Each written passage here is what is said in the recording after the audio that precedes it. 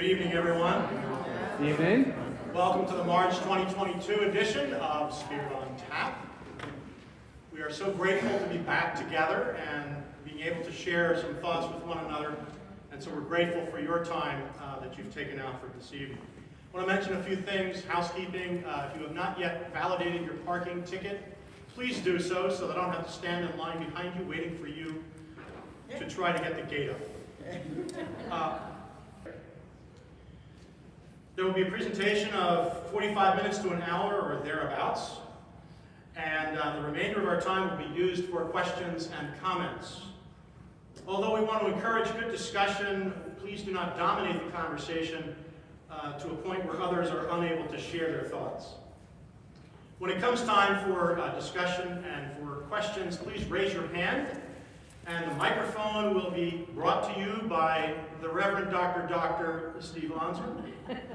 And you may make your comment. If you have raised your hand and the microphone is not in your hands, you do not have the floor. So please don't shout. Just honor that if you would. We believe if we can hold this format, everyone will leave here tonight enriched. We'd also like to thank the Doubletree Hotel for their generosity in offering this venue for free.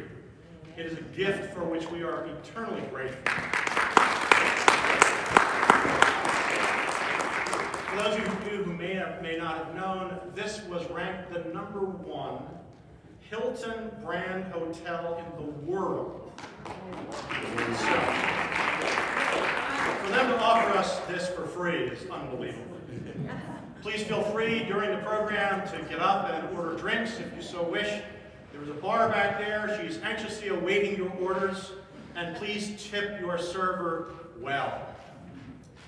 I'd like to introduce Dr. Harry Serio, who will introduce our speaker for the evening.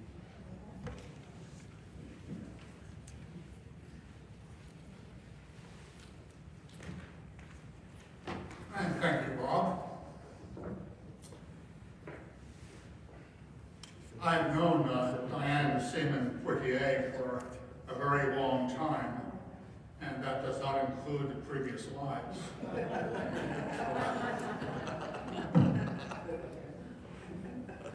She is a past life therapist, and so much of her background is listed here. As I say, I've known her for a long time. She has a wide variety of interests and has been our speaker before.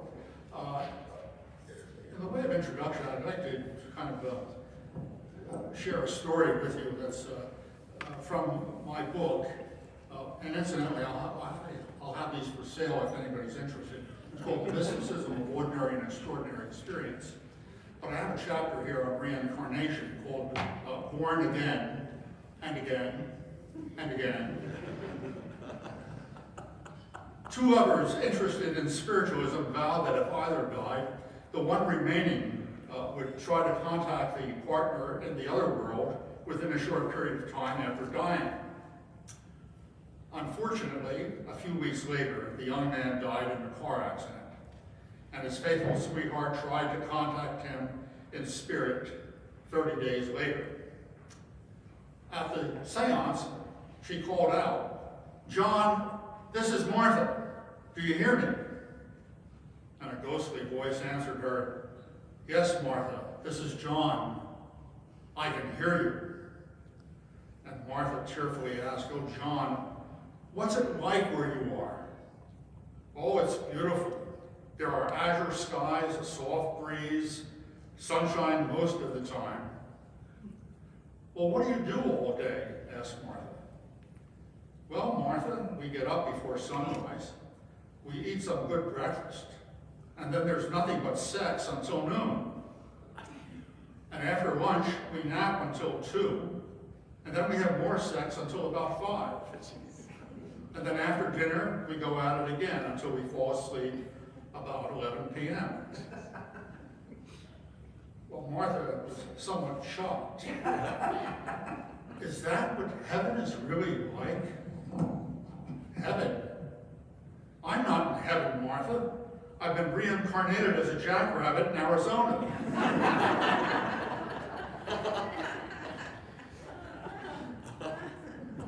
Well, It's interesting that 38% of all Americans believe in reincarnation. And if you survey the entire world, it's more than 70% of the world's population believes that we come back in another form. Human form, not necessarily as a jackrabbit. You can read about that in my book, but Diane is here to tell you about past lives and case studies that she has investigated and that she knows about. And you'll find these very astounding and very interesting. Diane, and I'll have more to say about this afterwards.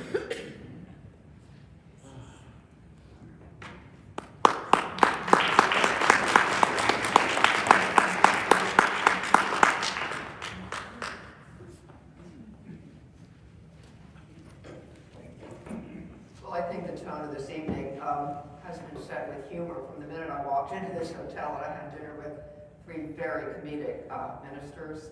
And we have these wonderful cartoons from one of them, Steve, and then Harry's Jackrabbit story. It kind of confirms what I sensed many decades ago, that it's not a coincidence that comic and cosmic differ by only one letter. So, you know, this is a serious, whenever you're talking about the soul and life after death and what happens after death, it's kind of a serious subject, so it's good to bring in a little levity, which certainly has been said this evening. So keep that in mind. I've been a past life therapist for decades, and the case studies I'm going to talk about were actually my clients. I was present in the room with them when they accessed these memories, and I will share more details on that later. But what I want to start with is just inviting you as I'm talking. You know, I think when people read books on this subject or listen to talks on this subject, it's sort of like a tuning fork, and something might start reverberating inside you very subtly. So watch your dreams this week. Any thoughts that come up tonight, like out of the blue, just maybe jot them down, even if you don't know what they mean. What I always tell clients, and I've used in my own life, is that past life material can kind of come up piecemeal, like puzzle pieces. And sometimes it can take years or even decades till we have enough puzzle pieces to put them on the table and actually realize what it's about. So, you know, don't discount it if you have just a few puzzle pieces and don't understand the whole meaning yet. Just trust the process. You know, you can really trust the deep inner wisdom of your psyche and the soul to guide the process. And it's not logical and it's not linear. So I'm going to compare and contrast some case studies and how traditional psychology would view the presenting problem that these clients came in with then what the past life material emerged from within them. But I want to just give a little bit of background. I know one man here is masterful at loosening knots in jewelry chains. And Dale Groff, you know who you are. He's famous for this in North Berks. But the reason I bring up knots is because most of us have dealt with knots, like in shoelaces or various places. And you know how when you're trying to get a knot loose, and it can be really, really frustrating until you hit just the right thread. And that one thread is the magic thread that loosens the knot, and it just opens up and is untied. The reason I bring that up is I think there's any issue in people's lives can be seen in a way as a knot composed of many threads. There's the biographical thread, you know, your childhood, your culture, your, you know, life history. This time around, there can be the cultural thread, there can be the archetypal thread, there can be the gender thread, there can your current life situation thread, and then there's the past life thread. And what I've come to view as a past life therapist for years is that the past life thread can be seen in many cases as the thread that when we finally pull that out, the whole knot loosens, or the whole pattern loosens in our life.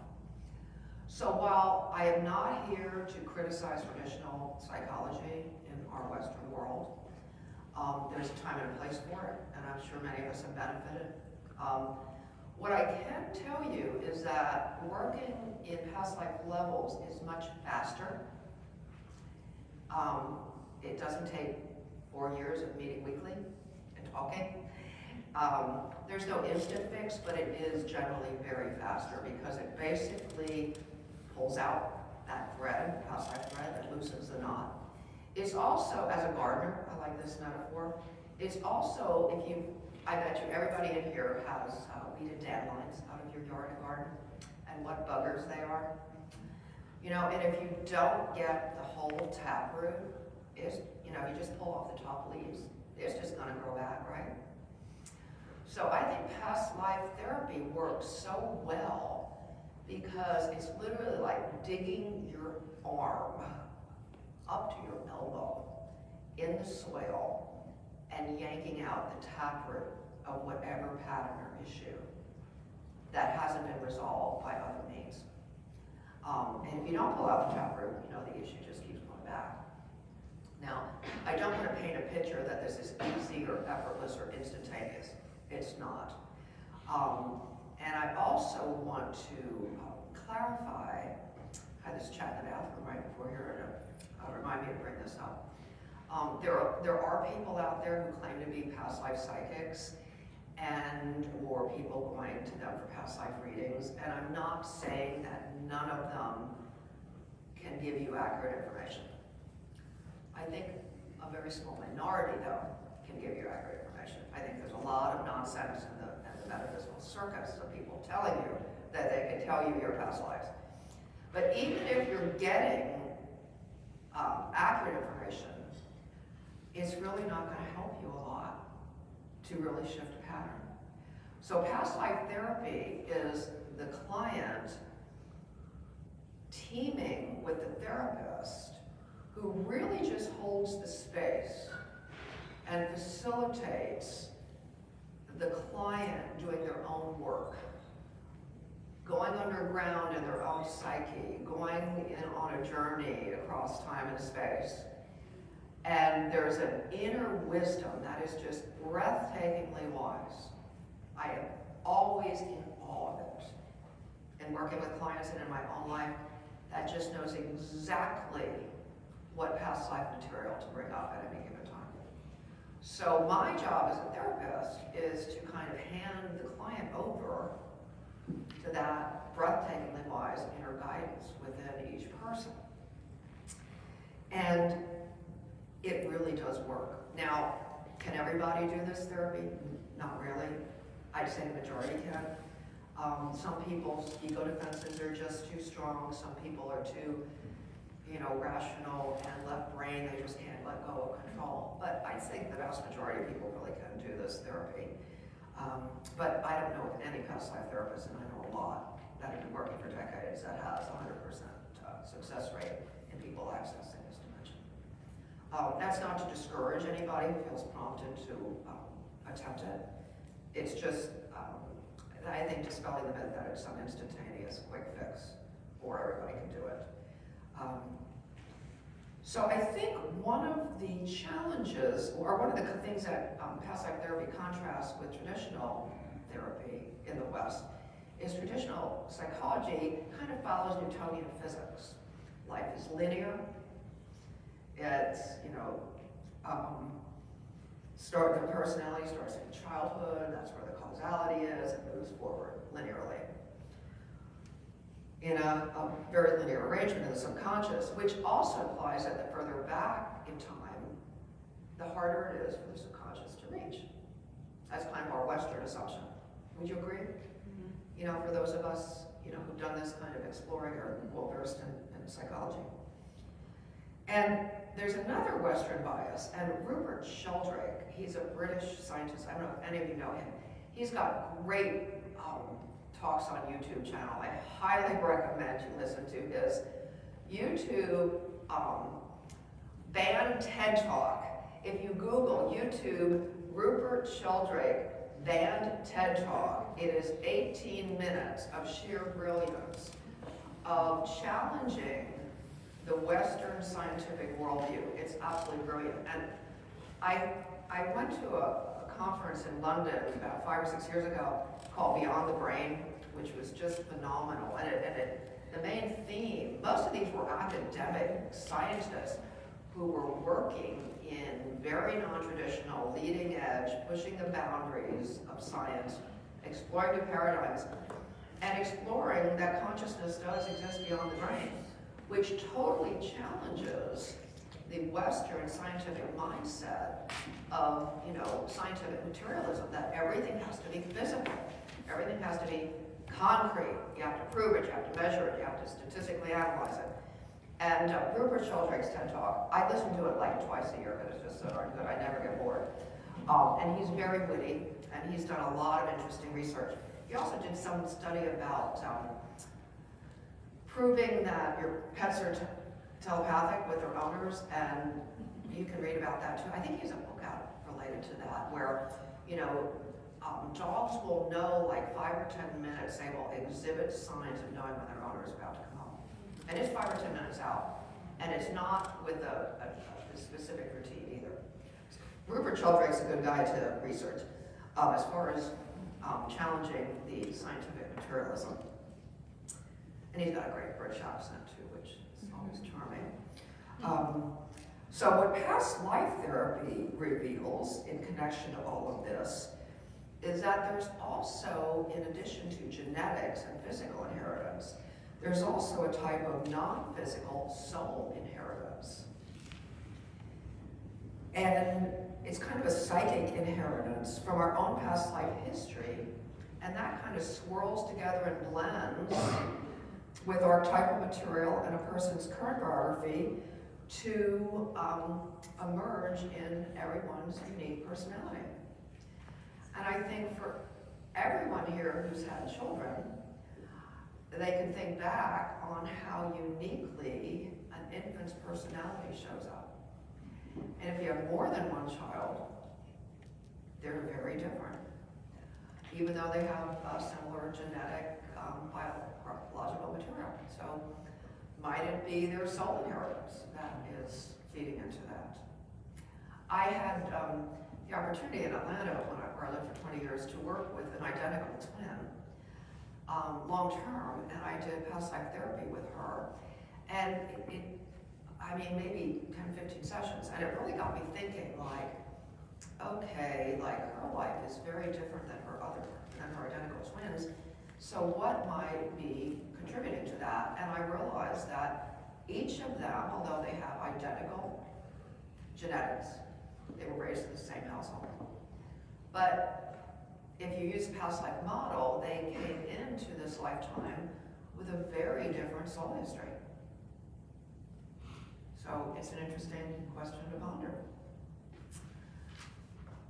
Okay, so what I'd like to do is bring these hypothetical constructs to life in actual stories of clients who walked in my door, the presenting problem they came with, what they had attempted to do for years to resolve it using traditional psychology, and what their breathtakingly wise inner wisdom brought to the table in a past life experience. I'm going to start with what remains my favorite. And I think it's because it was one of the early ones, and it was also mind-boggling. The man's name is Scott, although I'm making up names, even though he lives in Atlanta, and you wouldn't know I'm from Adam, but I'm just more comfortable, just in case, you never know. Scott at the time was in his mid-30s, very straight-laced guy, worked for IBM. This was not some fringe person. This was a man in corporate America. Okay? He had come to me to get help with mild depression.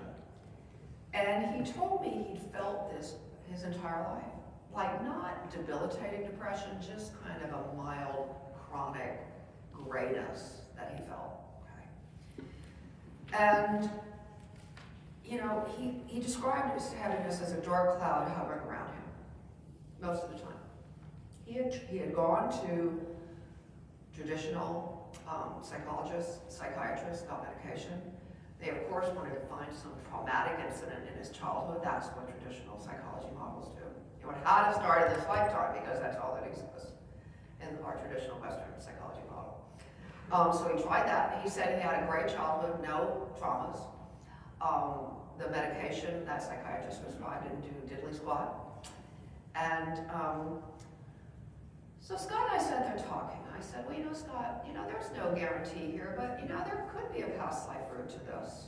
You know, do you want to explore it? He said, yeah.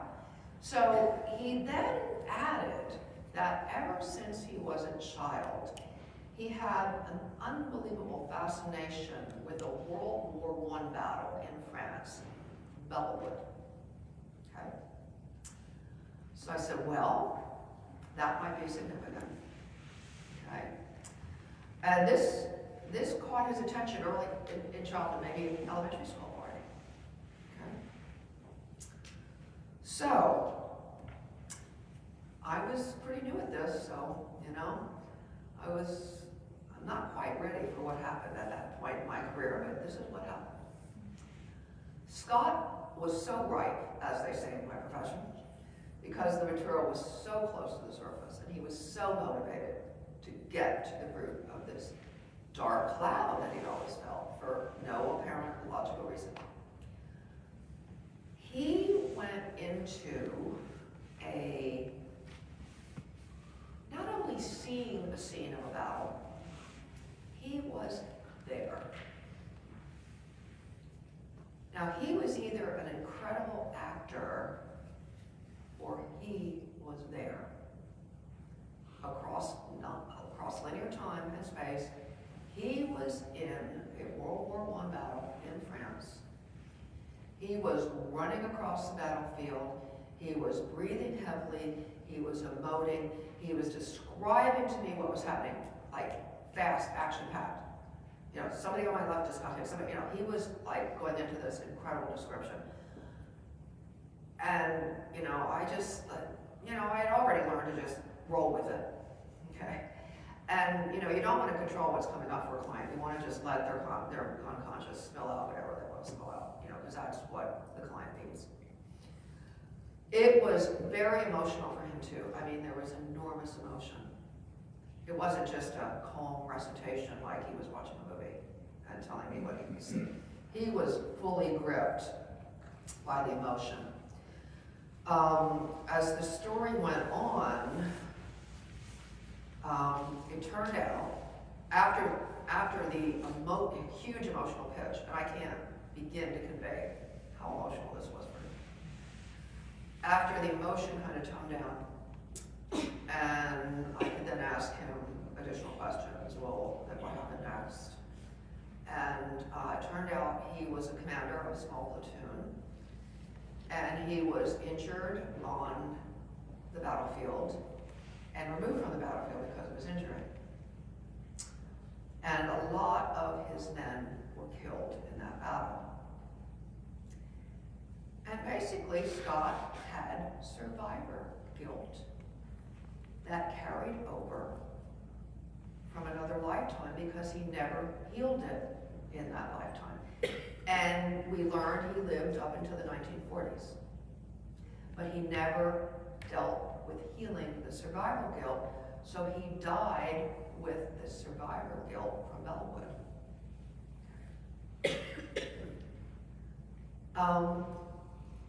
You know, there's really no way to be sure how this operates. It certainly doesn't operate materially. There's one term that's called the emotional body that kind of gets passed on, where these emotions from other lifetimes are somehow downloaded, to use current technology to speak, into our current emotional body. And when it's time to discharge it, or we have a container or a safe place to discharge it like he did in that session, it just erupted. He had basically had these emotions in check from like around 1917, 1918 to about 1988. And changed bodies in the middle. Okay? I know it sounds a little far-fetched, but you had to have been present in that room. I mean, one thing that was really fascinating, what's really convincing is, after that session, and Scott came back to me for a few more over the next few years, because there were more layers of this lifetime appeal. But after that first session where he cleared so much of the emotional charge, and he now was conscious of where this kind of heaviness was coming from, he told me that so many of his friends said to him, "You seem a lot lighter now, Scott." I mean, there was a concrete change. Now, he did have to come back more than once because this was a real deeply embedded pattern. And so, I mean, in subsequent sessions, I ended up like, in a way, doing therapy with this World War I soldier. You know, and I would talk to him and I would explain, I would like talk like a current, like you would talk to a current life. You know, it wasn't your fault, you know, you would go on and like help him reframe that he couldn't be responsible, you know, by getting wounded, but survival guilt isn't rational. So there, you know, it needed more than one session, but what I want you to take with you is that after one session, with enormous emotional release, and reliving the trauma was not his childhood, the trauma was in a World War I battle. And he was born in like probably 1962. Okay. You know, the depression lifted a great deal. Now he did a few more sessions, as I said. And eventually his symptoms really were alleviated. So it took maybe 3 sessions. Now if he had gone to a traditional psychologist, they would have never unearthed that. They didn't know where to look. What was fascinating to me is this was in probably the late 80s. And I kept in touch with Scott for years. We had a nice rapport, and this was just such a potent experience for both of us, and one of my earlier cases.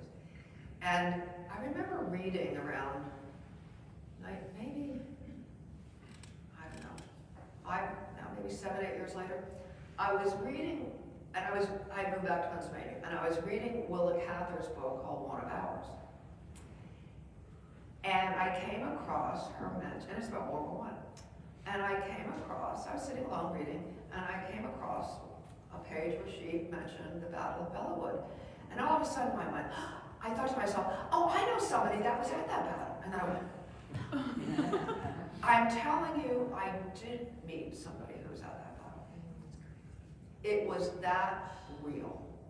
That World War I soldier was in my office that day. And I subsequently talked to him other sessions. But what was so funny about reading about Willa Cather's book, where she mentioned about Bellewood, and I had never heard of it before Scott brought it into my office. I mean, I literally, it was like instantaneous. Oh, I met somebody there, and then I went, that sounds, then I had to rationally go, well, you better not tell many people that, because they're not going to believe you.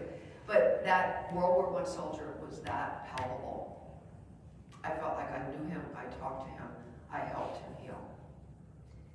This, hopefully, is a great lead-in story of the power of past life therapy. So, and feel free to be writing down notes about questions you may have later. Okay, now I'm going to talk about a woman. I'll call her Liz. When I met her, she was in her early 30s, and she had enormous psychic ability, but she was terrified to use it. She had specific fears regarding her talent. She had guilt about her aptitude, and fear her husband would leave her if she expressed it.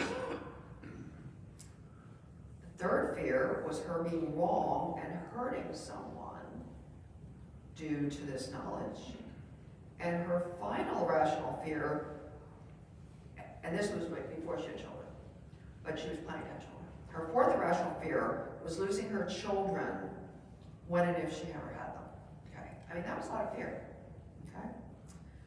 So now, if Liz had gone into a traditional therapist and talked about these fears, they might have diagnosed her suffering from a generalized anxiety disorder. Okay? Maybe given her medication. At least weekly talk therapy for who knows how many months. Plus, probably antidepressant medication. This is how it goes these days. And if the anxiety became more extreme, maybe a tranquilizer would be used eventually.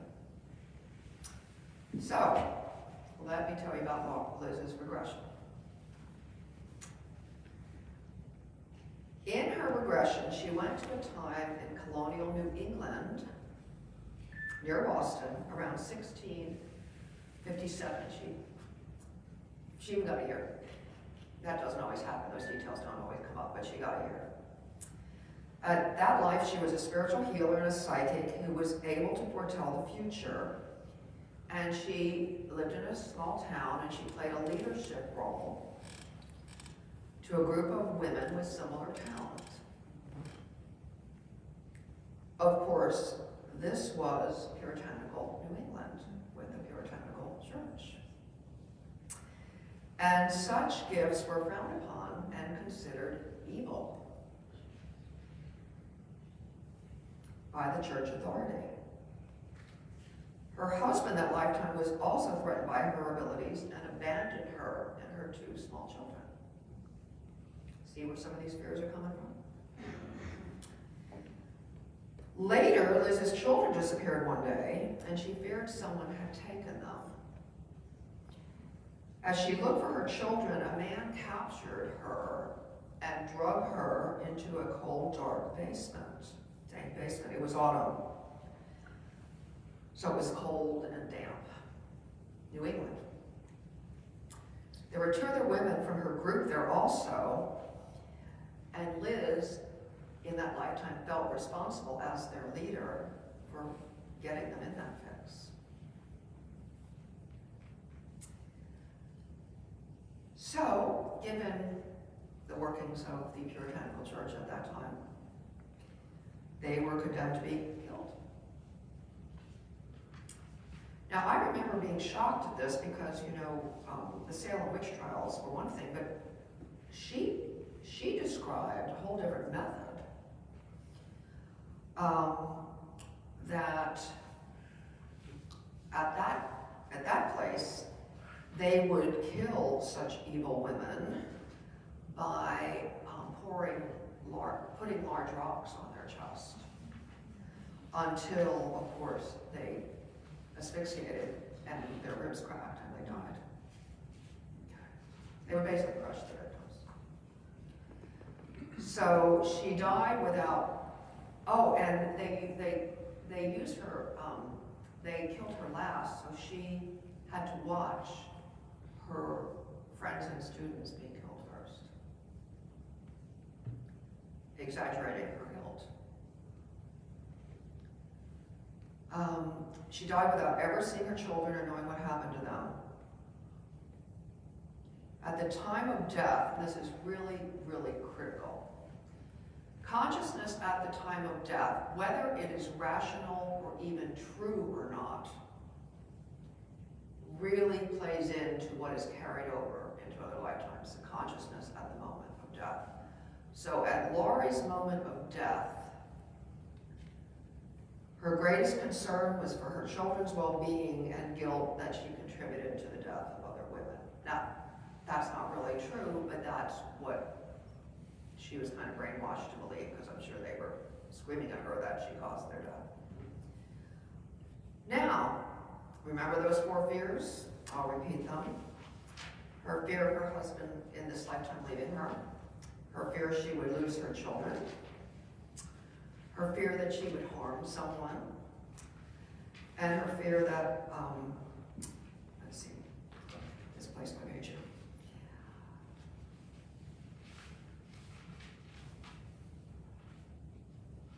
And her fear that she would cause harm, lose her children, lose her husband, and cause harm. Okay.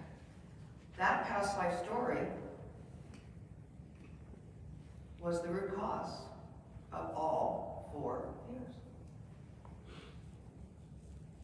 So once Liz cleared this and unearthed this and made it conscious, that's the key, making it conscious. Because if it's in the unconscious, it's like a program running on your computer in the background. Okay? So the key is to bring it up on the screen and hit delete. And that's a little simplistic, but you get the technological gist there.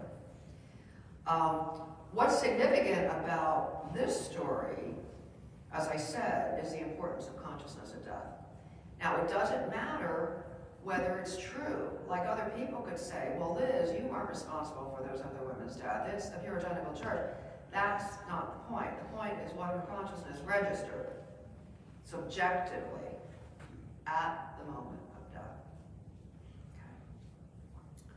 Now, you'll be glad to know that after bringing this program up, running in the background, putting it on the screen of her conscious awareness, hitting delete, Lori, Liz, moved on to working as a medium.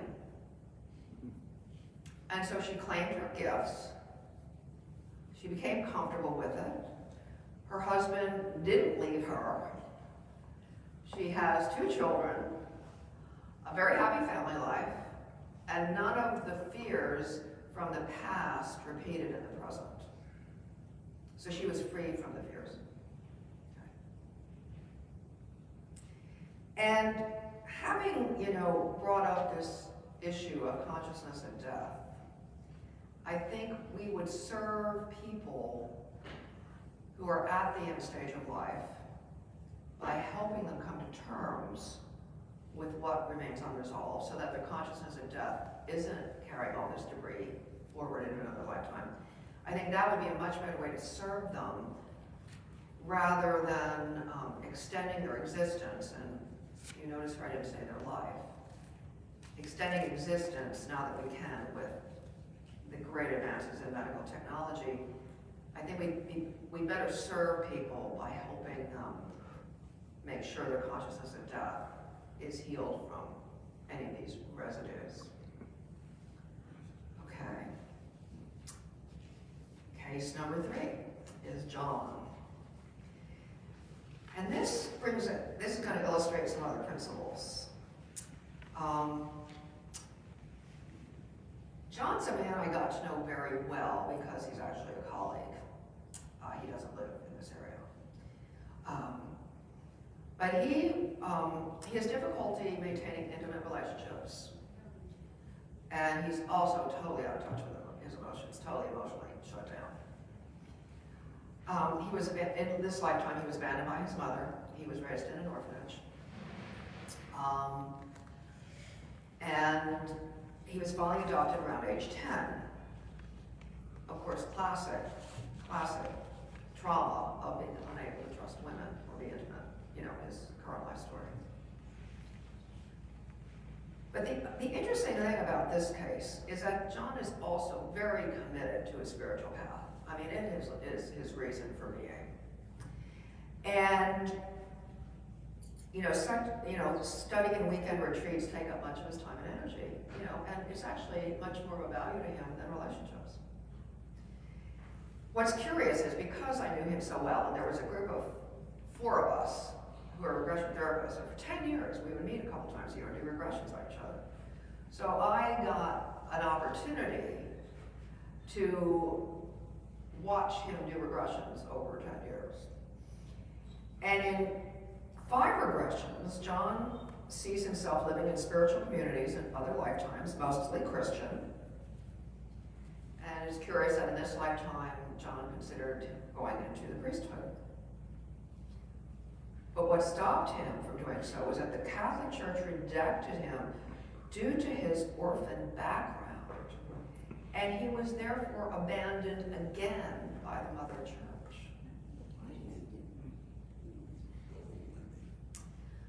So I think this case challenges us to view current life circumstances, such as his tragic childhood, from another vantage point. And I'm going to read this because I want to make sure I get this right. In this regression, in which John saw this, he was once again living in a spiritual community, this time with monks in an Eastern culture. So he did have occasional foray into the Eastern culture in other lifetimes. He was taken to this community as a child because in that time and culture, the youngest son was to be given to God. At some point in this regression, he expressed a strong belief that led to an aha insight into his current life circumstances and the pattern seen in all these other lifetimes of being in spiritual communities. For in no life did John ever find himself in a loving family. He, as that other monastic figure said, and this is what his belief was, families, parents, steer a person away from and impede progress on the spiritual path. That was his belief. So, rather than seeing him, rather than seeing John as a total victim, oh, John was abandoned by his mother, he ended up in an orphanage, he in a way had a deep-seated pattern, a deep-seated soul belief system that parents and families impede spiritual growth, and he really wanted no part of it. So that's a curious spin on things, isn't it?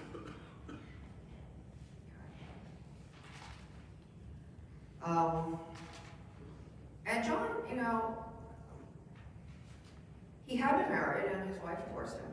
And he did have 2 sons and he had a reasonably close relationship. But John's main emphasis was on his spiritual growth. That's where he was happiest. So I want to make sure we have time for questions. The 4th and final one illustrates another important concept in that regressions aren't the only way to clear this stuff. Okay. So Meredith, her presenting problem were feelings of deep sadness that permeated her life in spite of a loving marriage and children she loved and a positive, secure family life during childhood. There was an inexplicable sense of not belonging that she had had all her life. So she kind of had low-grade chronic depression. And I think traditional therapy psychiatry would see it as a chemical imbalance. That's pretty standard. So, Meredith didn't do a regression, but she was a painter. And she found herself painting scenes of an American Indian lifetime. In fact, she self-published a book called The Story of Little Feather. I don't know how available that is, but it's a beautiful book of her paintings. So she ended up just for years painting these scenes of a lifetime as a boy called Little Feather, who with his tribe was wiped out in America's heinous history of genocide of these people. And she wrote in the beginning of her book, I entered Little Feather's life through the doorway of grief. And this next part just stirs me deeply, I'm going to read the first part again and then go right into the second part. I entered Little Feather's life through this doorway of grief, which has waited outside of time for me to come back to it. That's exactly how it works. I can attest to that. I've had my own experiences with just this very thing. But I love the way she phrased it. This young Indian boy's grief waited outside of time for her to come back to it, and she came back to it as a white woman in California through her paintings. And a lot of emotions, a lot of deep grief that she had to feel and express. So I think Meredith's story is important, and I'm hoping each one of these stories kind of conveys an important concept. Hypnosis or altered state work with a therapist is not the only way to access and heal past life memories. Meredith healed hers through art. And interestingly enough, after she healed all this, she went and got her master's degree in art therapy and is now an artist. I don't know how much past life work she's doing with clients, but, you know, it's a good model of using art. You know, so there's not one way to do it. And I just want to, just quickly, a lot of people say, oh, do you use hypnosis? Well, you know, I don't like the word hypnosis. Here's the analogy I give, or the image I give. And I think most of us in this room grew up with radios and radio dials. Remember those? Okay. The analogy I give to clients is that our psyche is like, our psyche is like a radio. And we, you know, we're talking now in the present life station. Okay. So what I do when I work with somebody, and there's no one technique to do it, but the gist is you turn the radio dial through a varied techniques depending on what the person needs to the past life station. It's literally a different frequency. And that's when the material can bubble up. And what's very, very significant, and a good ending point before I open it up to questions, and I hope you have some good ones and some comments too, is that, you know, this work is just so potent, and what's important, and why a psychic telling you your past lives isn't going to mean as much to your growth and evolution, because what's important in a session is for the client, while they're in that altered state, is for them, not me, the therapist, is for them to make the connection between what happened in the past life and what's happening in their present. And once that connection is made, that's when the knot can start to unravel. And again, it's not an instant fix, it's not an instant cure, but it's very potent therapy, and it's very potent work to change people's lives and heal people. So I want to also comment, I want to go on a little segue for next month's talk on climate change, because I got this insight ages ago. You know, we're in this climate dilemma, and I mean, one thing that I think reincarnation can contribute is if people don't care enough about their children and grandchildren and future generations to do something about the mess, if they really realize, really, I mean viscerally, cellularly, know, that they're not going anywhere. They'll be back on Earth.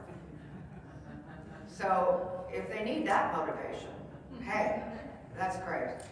And one other thing I think, accepting really getting the doctrine of reincarnation in your cells, knowing it viscerally, like gnosis knowing, not just intellectual knowing, is that I think it could help alleviate enormous prejudice.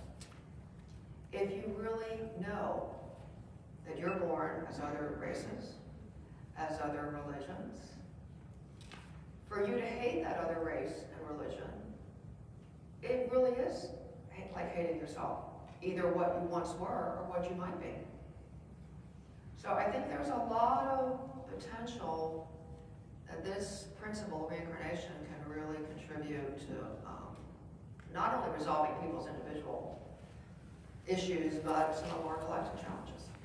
So I think that's a good place to end, and I'm eager to hear your questions and comments. So we'll go from there.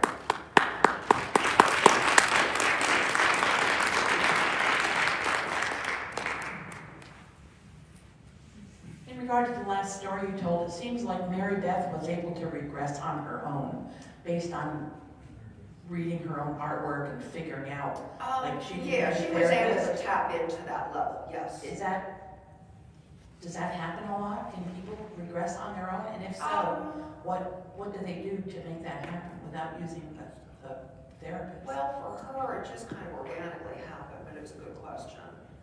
I think you can invite your unconscious, you know, invite it. Like meditation? Meditation, watch your dreams, jot down, like I'm gonna invite all of you to start jotting down after hearing this, like even just thinking about what parts of the world am I really attracted to, and what parts am I repelled by, or what cultures really attract me, or what cultures really me, and daughter kills me. You know, just start with something that simple. It's a process. Some people maybe can do it more than others, or some people maybe it's just the time for them to do it, or their life purpose for them to do it, or, you know, I don't want anybody to beat themselves up because it's not working for them. You know, there's a right time for this stuff to happen, and but you can invite it, and maybe, you know, just take quiet time, journal, jot down those puzzle pieces I mentioned, even if they make no sense, keep a dream journal, things like that can actually start boiling, you know, or priming them up. Yes, I'd like to follow on to that question. I do a lot of work with dreams, lucid dreams, and also I work with artists too. And many times in the lucid dream world, they will encounter imagery and feelings that there's no relevance to the current lifetime.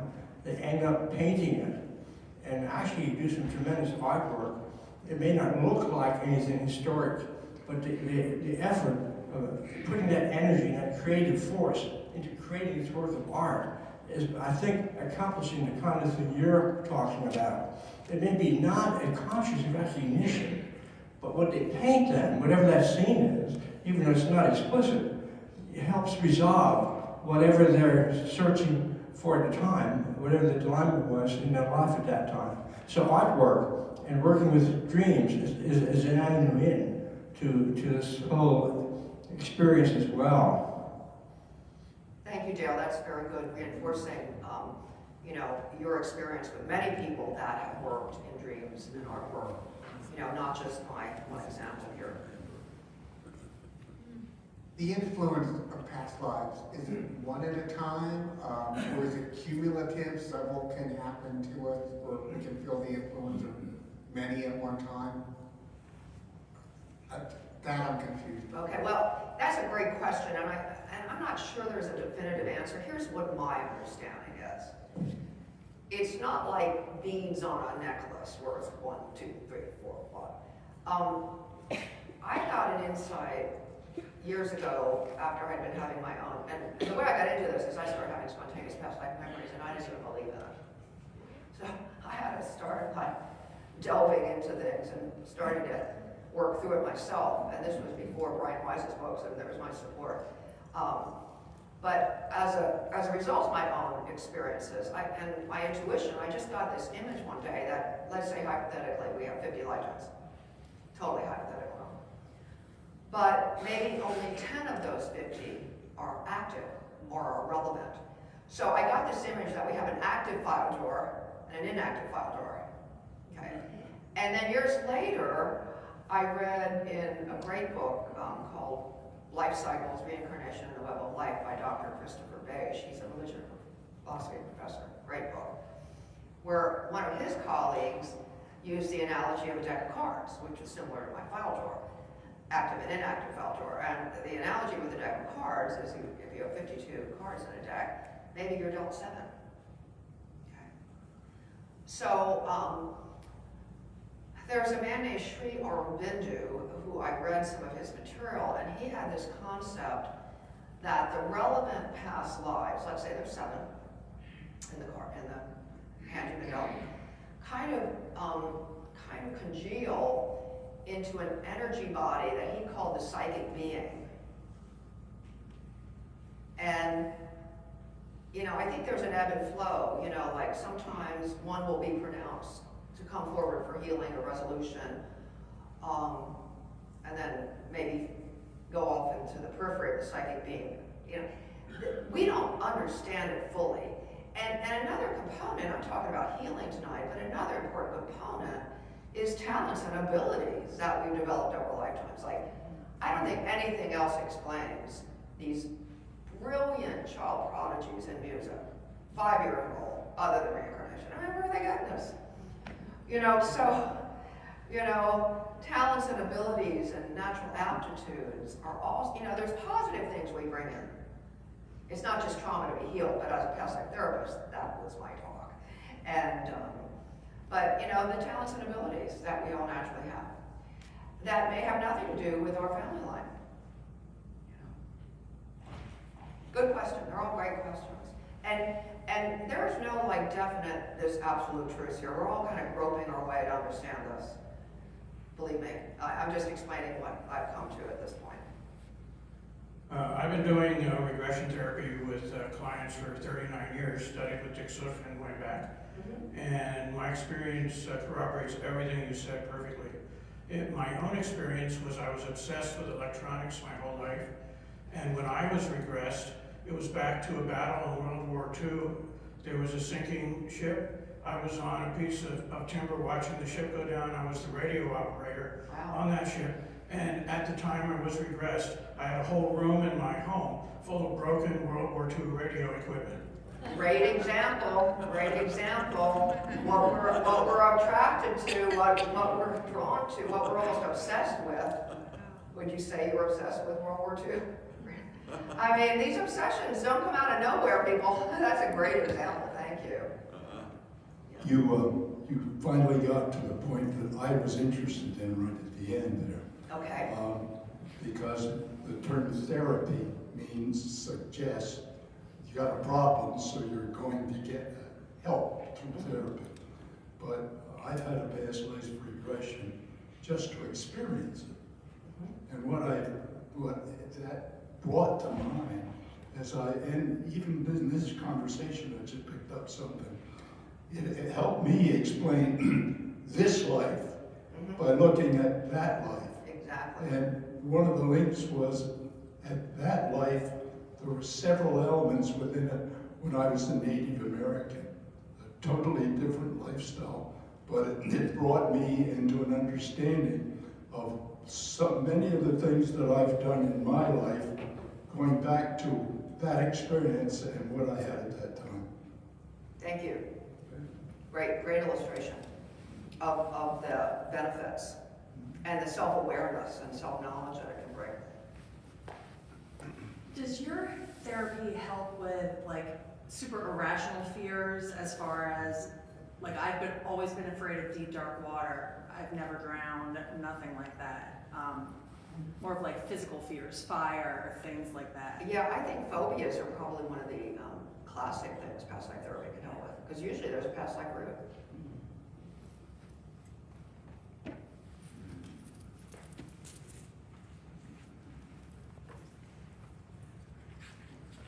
Thank you, Diane. About 40 years ago, I was involved in a conversation with a discarded entity. And I asked Katie, some of you may know her, Katie Knoxted, about memories from a previous existence. And she said, yes, there are many cases of reincarnation, but there are also many cases where she referred to them as aspects. And what she said was, there is a collective, well, she didn't use the term, but there's a collective unconsciousness. And that all of our experiences feed into this collective unconsciousness. And sometimes we tap into the experiences of other people or our own experiences in a previous existence. And so therefore, yes, you can have the experience of having lived before in another life, but you can also tap into and get glimpses of other people's existences as well. Yeah, I think that's an interesting point to bring up. And early on, I asked myself that same question, and here's what my intuition kind of showed me in an image.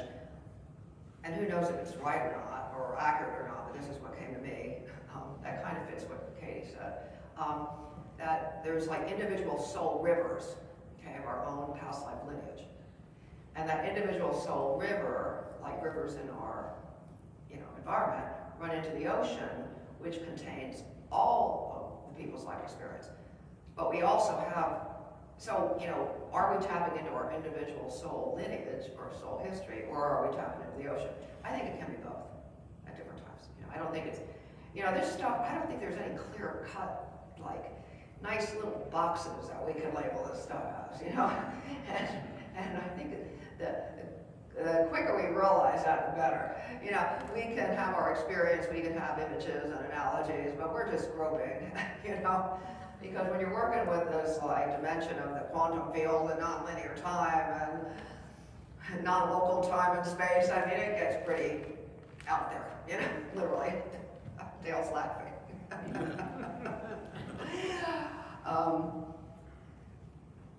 Great comments and questions. Anybody else? Are most people able to be hypnotized? And if not, is there another method that you would use? Well, yeah, that's a good question. And I mentioned earlier, like, there's two traditional techniques that I know that are used in by past life therapists.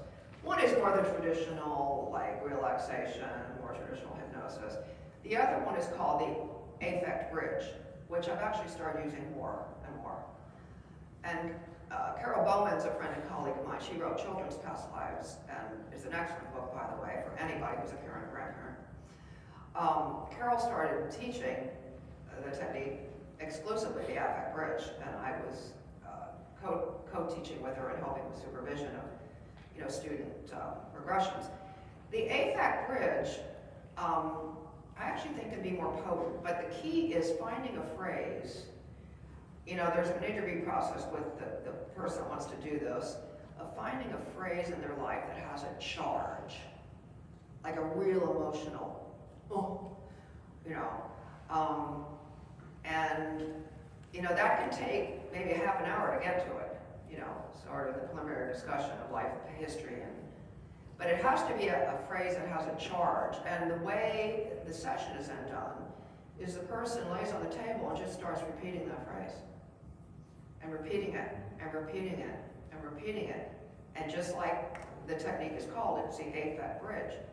So the phrase and the emotional charge it has is like a bridge that then takes somebody into another lifetime when that originated.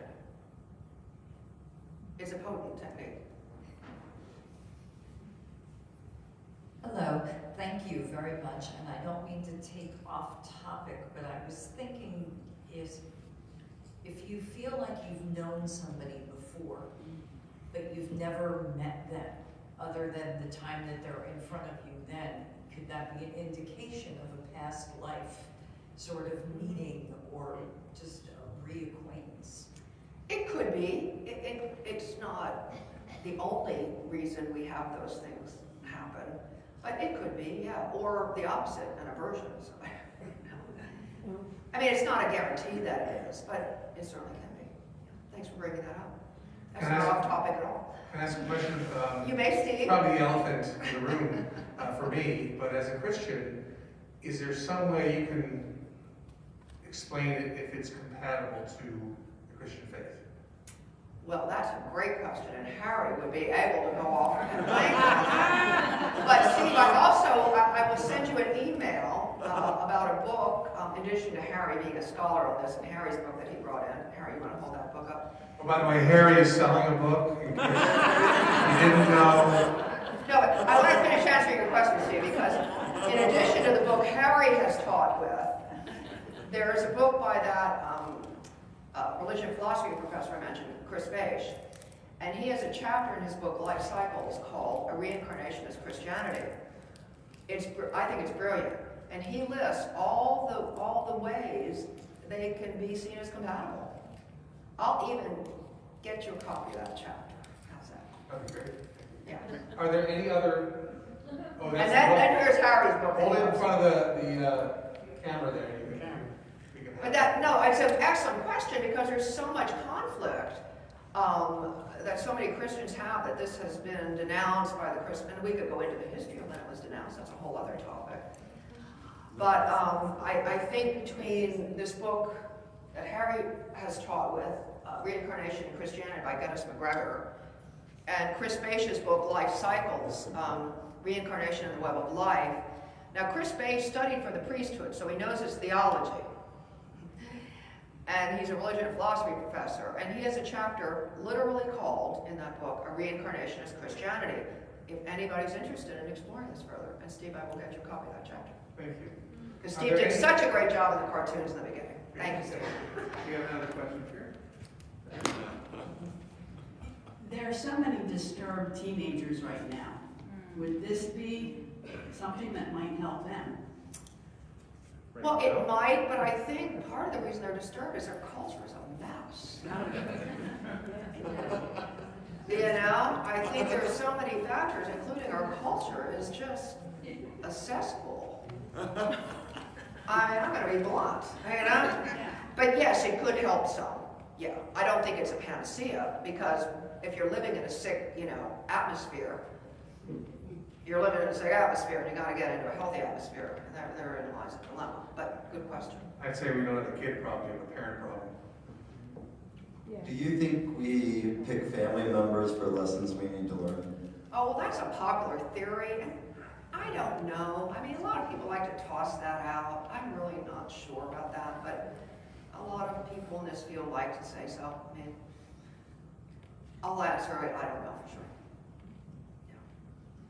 Is it possible to self-regress during meditation, and would that be helpful?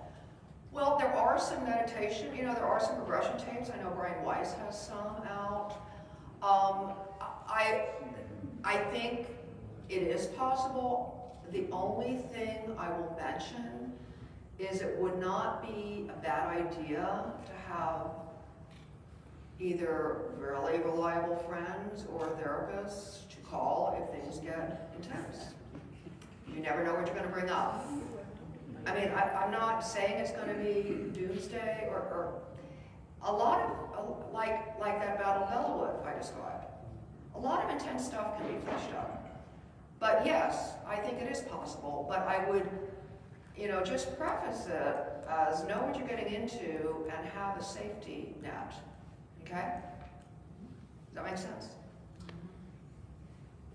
Are there any other comments or questions? We don't want to cut anybody off. Oh, then I'll do it then. Are you familiar with holotropic breath work? Yes. Okay, that's very powerful, and I have observed some of those experiences. Yes, I think It's that would be phenomenal. another way to get into Yeah. regression, you know, Yeah. calcified material. But you definitely need to have trained Facilitator. therapists around when you move into that very powerful place. Yeah, you gotta be careful when you move into these levels, and I'm glad you brought that up, Dale, because while I think it's okay to maybe prime the pump by doing your own regressions, you know, if stuff starts getting stirred that feels a little bit more than you want to handle on your own, pay attention to that. And it's not a bad idea to have a facilitator, or at least really reliable people you can count on. You know, because you never know what's going to come up. It's not a game. I just want to preface that. It's not a game. It's not something to chit-chat about superficially at cocktail parties. It's sacred soul work. You know, so don't treat it as a game if you're doing your own, because it's not a game. Okay? And some real intense material can surface that you may not know how to handle on your own. Just, yeah, that's a good point. Just a comment. Janice and I were on a cruise about 3 weeks ago. We were in Nassau, the Bahamas. And after going to the zoo, which was closed unknowingly, we went to the Pirate Museum in Nassau. And pirates were often punished for certain offenses by placing stones progressively on their chests to crush them to death. Same thing that We never knew that. So yeah, that That validates is, yeah, our that- particular yeah. experience. I had never heard that either, Bob, so thank you. That is validating that that was a technique used, obviously, across many cultures and times.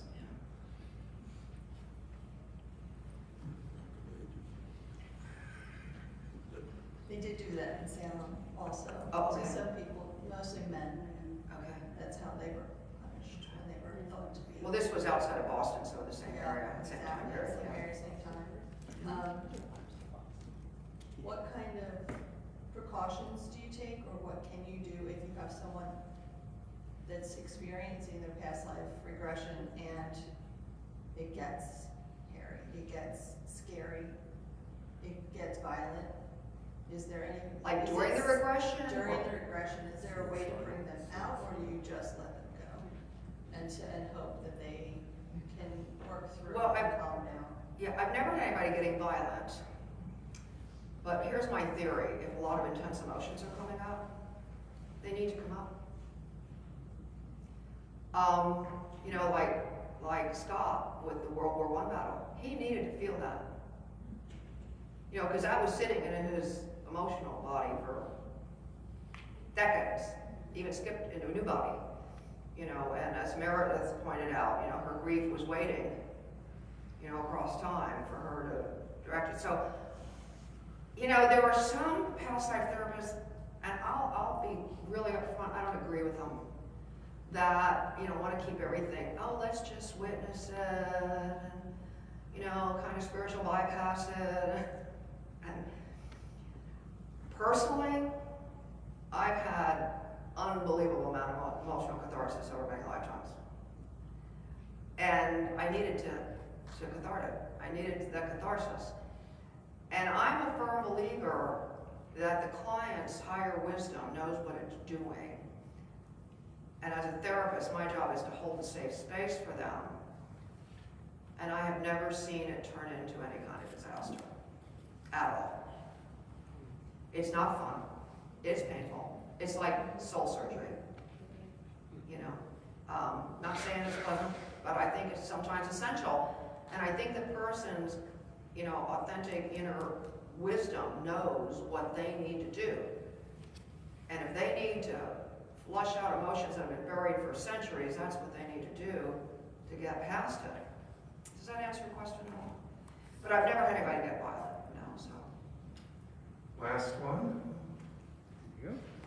I was just curious, since there's so many therapists here, do you have to seek this education out of past life, or is this something that's brought to you on the table when you are taking your courses as a therapist? And the reason why I ask is, like, the way I'm dissecting things is, like, you have doctors and you have holistic doctors, and they see things differently. Right. I see things differently because I've seen and heard things other people haven't. So, and I find it very interesting that people that I tend to go to understand me. It's like you can find your own people. Mm-hmm. It's like you have a light or a scent or something different about you that you emanate that the other people don't. Mm-hmm. So my question is, do they offer these courses to you, or do you have to seek them out yourself because it's considered, you know, not the norm? Good question. I don't think traditional academia is ready to be teaching this at university level, no. But back in the 80s and 90s is when this field really started to take itself seriously. And psychologists in California, just to give you a little history, you know, traditionally trained, were starting to see clients have these memories, and they got together one day over dinner and started talking about it and started realizing they were all saying the same thing. And went, holy Toledo, you know, it's not just me. And they formed an organization called the Association of Past Life Research and Therapy. That was kind of the original professional organization, mostly psychologists. We're not talking, you know, fringe groups. And then in the late 90s, the International Board of Regression Therapy, that is there, www.ibrt.org, became the first certifying board, which certified, you had to, you know, really prove that you knew what you were doing to get certified in past life therapy. There are people in, like, IBERT, and there are people, you know, well experienced teaching this, but it is not being done in academic universities, no. And that's what I thought. But, you know, if you want to email me, I can guide you to some programs. It's like a secret life or a secret world. You have this ability, or you have something special. Well, you gotta find people to teach you or train you. Well, there's a lot of credible people teaching it, but it's not being done at traditional universities or in psych departments, no.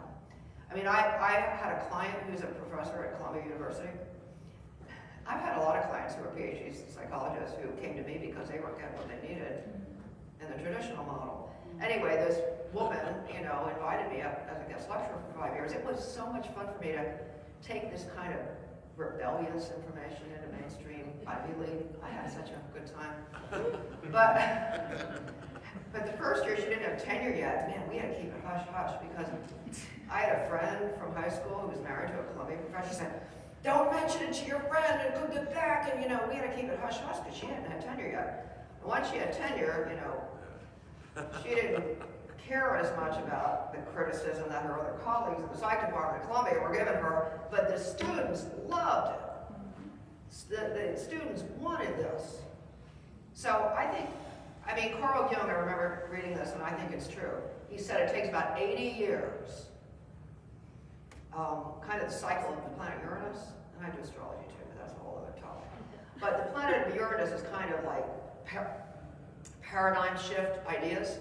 It takes one cycle of Uranus for a new idea to reach the mainstream. Well, I just find it interesting what you said, the 80s and 90s is when this research started to come about. I was born in the 80s, so you guys can learn it, and then I can learn it from you. Absolutely, there's lots of programs.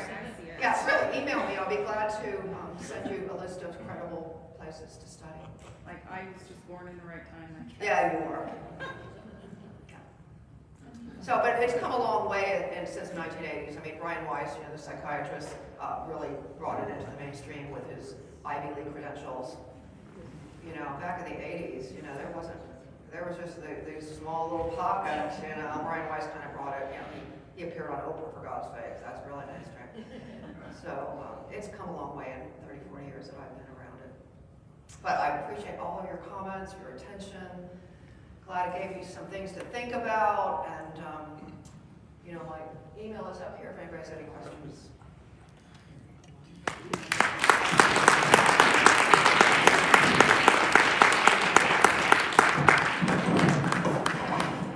Thanks so much.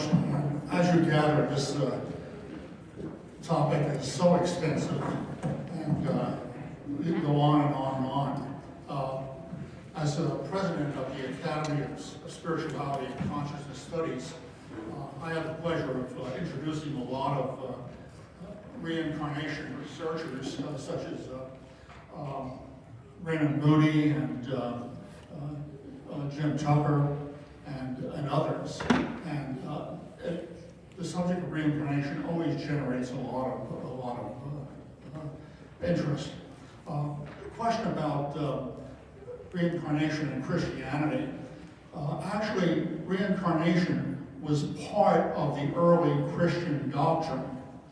And there were many theologians that talked about reincarnation. But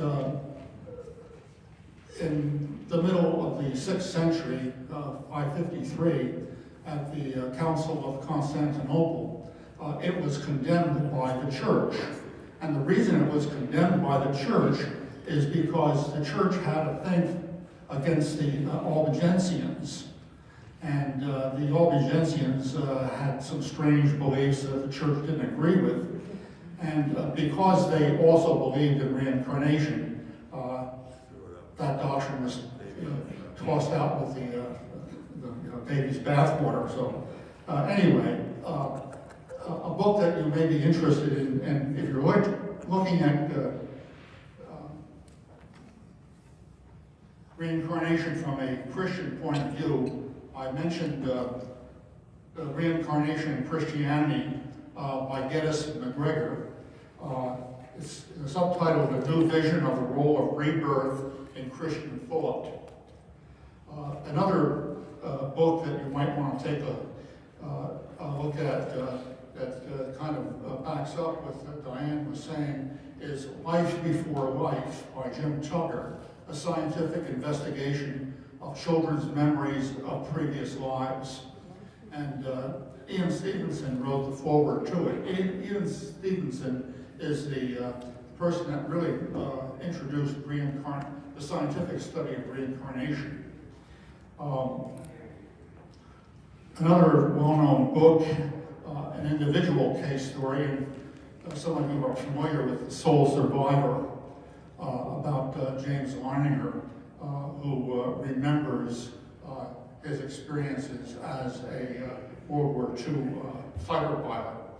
And the interesting thing that I I've heard from others is that a person is more prone to remember a previous existence if there is a short period of time between the two lives. So if you have somebody that thinks they remember being Joan of Arc or Julius Caesar, that's a stretch.